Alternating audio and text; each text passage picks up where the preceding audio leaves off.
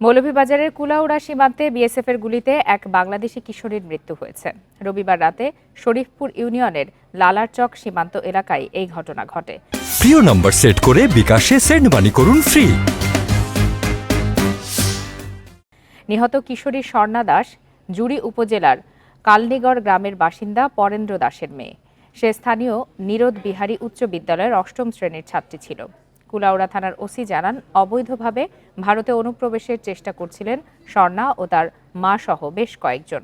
কাঁটাতারের বেড়ার কাছে পৌঁছালে তাদের লক্ষ্য করে গুলি ছোঁড়ে বিএসএফ। এতে গুলিবিদ্ধ হয়ে ঘটনাস্থলেই মারা যায় কিশোরী স্বর্ণা। এ সময় সেখান থেকে পালিয়ে আসেন অন্যরা। নিহত স্বর্ণার মরদেহ নিয়ে গেছে বিএসএফ। এ সময় বিজিবির পক্ষ থেকে এখন পর্যন্ত কোনো বক্তব্য পাওয়া যায়নি।